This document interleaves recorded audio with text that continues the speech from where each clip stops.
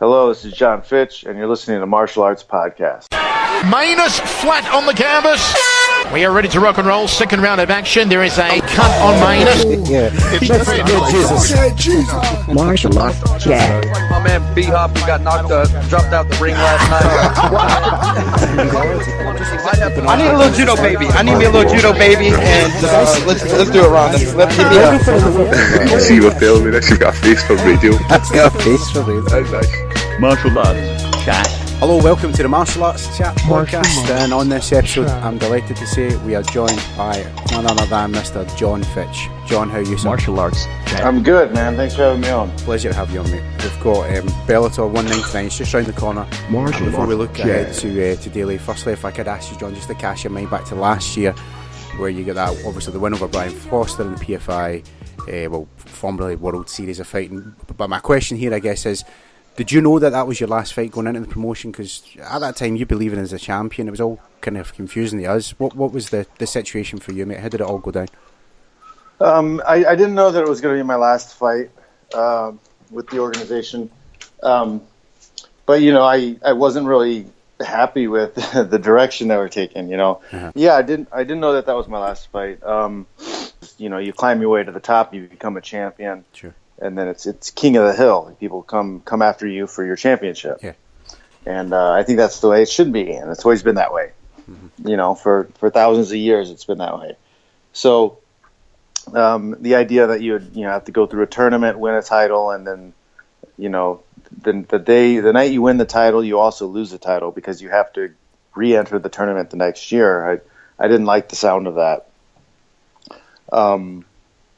So, you know, when they failed to meet other aspects of my contract, like they're required to provide me a certain amount of fights within a year, and they were supposed to provide me fights within a certain amount of months. Mm-hmm. They failed to do both of those things, and I was just tired of that. I had a good relationship with them. They treated me well, but I wasn't confident with their abilities to promote fights. Mm-hmm. So I chose to action what I had in my contract to either get them to pay me for the fights that they owed me or release me, and they chose to release me. Fair enough. And you're talking about how how they promoted you.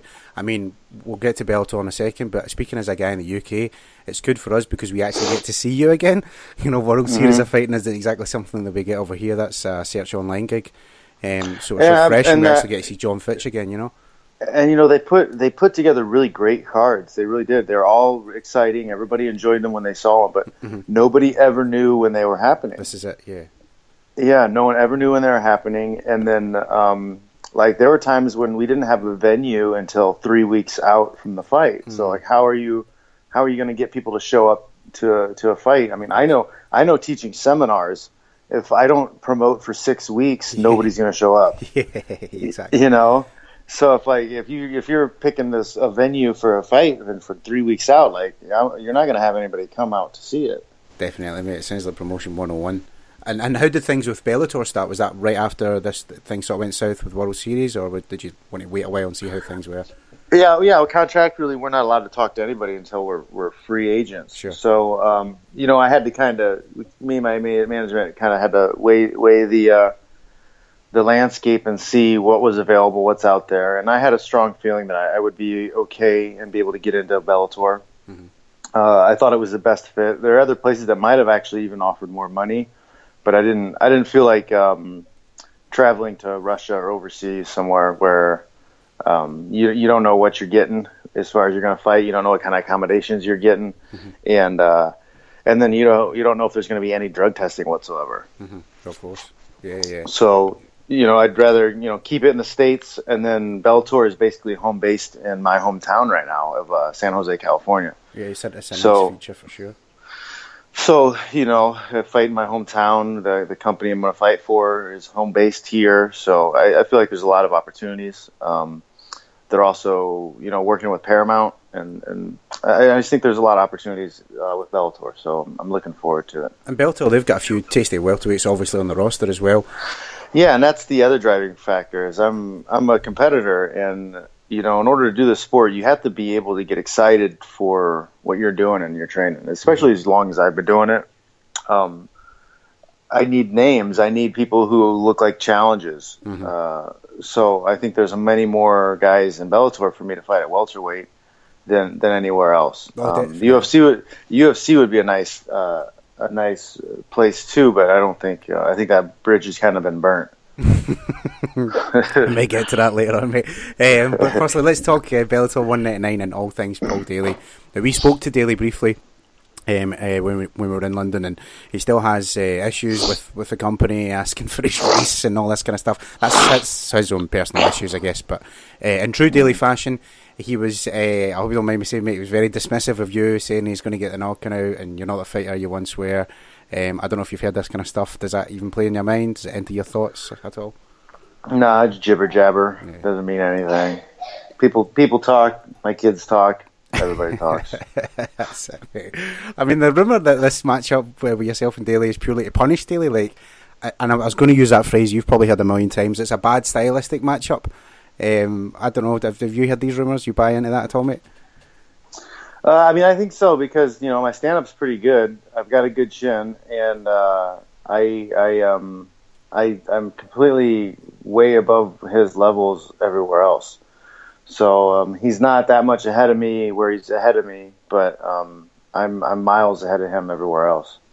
I was just thinking there, do you ever get sick of hearing that, John? Bad stylistic matchup? Because that's a phrase I've heard your whole career. Yeah, I mean, I am to everybody. I mean, I think it's somebody who doesn't quit and doesn't lose focus can be a bad stylistic matchup for anybody. Yeah, definitely. It's good to hear it's a multi-fight deal as well. Like we mentioned, you get to see you involved with some experienced and up-and-coming welterweights, and it sort of brings us to the second half of our show here, mate. I've got some fan questions for you to answer, if that's all right. Mm-hmm. Okay, yeah. Let's do it. We've got from our Twitter questions, at Elf says, great to see you in Bellator. Maybe we will finally get to see that Fitch versus Koscheck. Would you want that?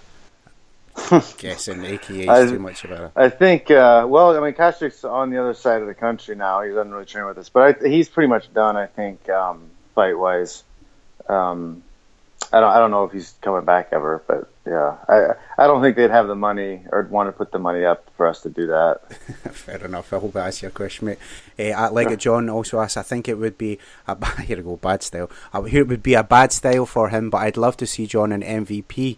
How that would handle. Love that you're fighting in Bellator, mate, and we'll actually get to watch you on TV again. I guess kind of what we're talking about from being in the UK. MVP, whet your appetite, mate? No, I mean he's skilled and exciting. So he's a name. He's one of those guys that I was talking about. I mean he's somebody who's built a little bit of notoriety for himself, and it'd be a good fight to sell. The boring old white dude versus the exciting breakdancing the black dude from England. So it's a pretty easy sell, I think. Excellent. I love those styles matchups. I remember one of the times when I saw you live in was it one of the pay-per-views in Brazil, you and Eric Silva, and that was the hype, man. This was the young up and coming guy who's going to set the world on fire, and then Jon Fitch got hold of him, and that was that, really. Awesome stuff, mate. Let's move on. Alan Payne, Bellator has a lot of good middleweights too. Would you ever moving up and fight the likes of Mousasi, John? I would have to. I want to win another title. If I can win another title at welterweight, I'm going to do that. I'm going to keep chasing that down. Yep. But I mean, the future is. You can never really predict the future, and it's a bad idea to really marry yourself to one outcome. Yeah. It's good to have goals to chase, but you got to be malleable and be able to shift and pivot when things change. So I'm basically taking, at my age, I'm taking it one fight at a time. Every fight could possibly be my last fight. I don't know. I feel great right now. I'm excited for this fight. I'm going to get through this, and then we'll see how I feel the Monday after the fight. Quite right. Let's get to some Facebook questions, hopefully not too many matchmaking ones. Michelle Torn asks, after watching such great heights, I will always have massive respect for you, John.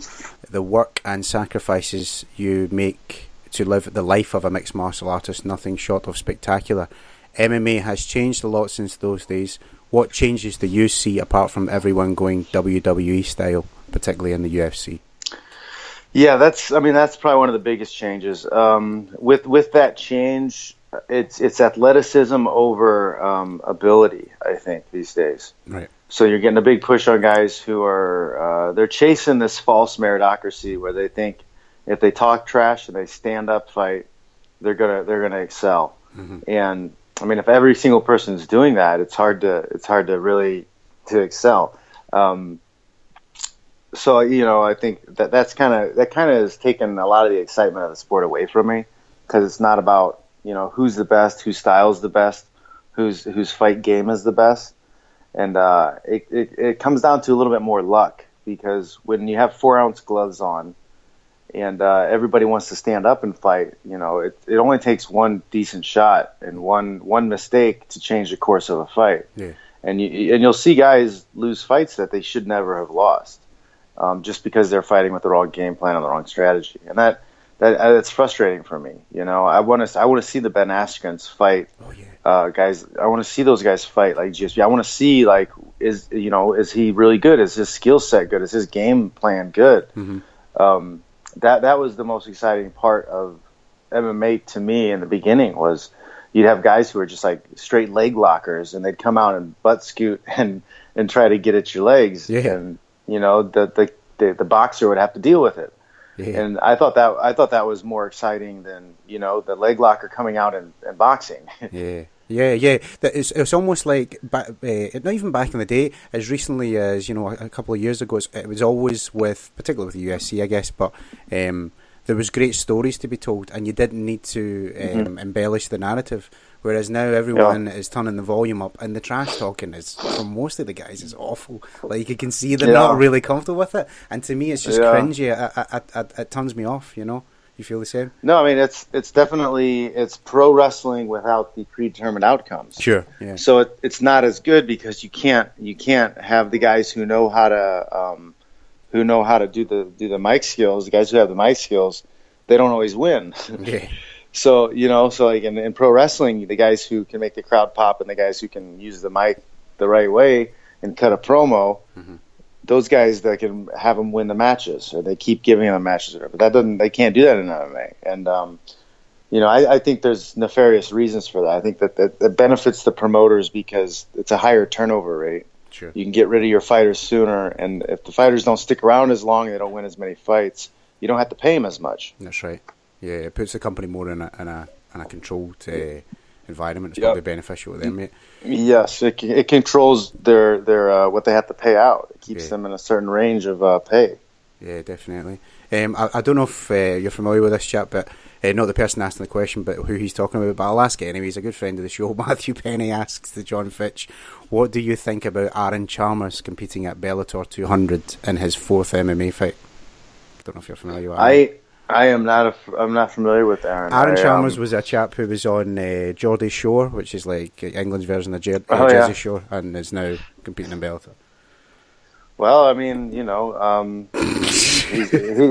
he's using one platform to get some notoriety and push himself up into a better place to make more money for himself. Good on him for being upward mobile and flexible, and good luck to him. Just make sure he doesn't step into the welterweight division, and then he's got that bad style matchup. Jon Bad stylistic matchup, yeah. That's it, mate.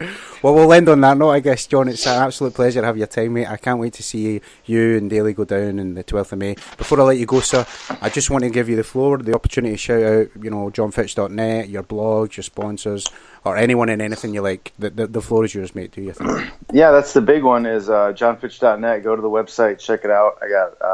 I got a blog series up there, Failing Up or Death by Ego. I do a weekly live stream. I call it my Shake Break, and it's 10 a.m. over here in California. And I take a lot of questions, and I talk about different topics, trying to encourage people to be better every day. And that's about it. I really appreciate everybody's support. I've been in the sport a long time, and I'm not planning on going anywhere anytime soon. So you guys are going to have to get used to me. Thank you so much, John. Massive pleasure for your time, and we'll catch up again soon, buddy. All right, man. Thanks a lot. All the best. Bye-bye.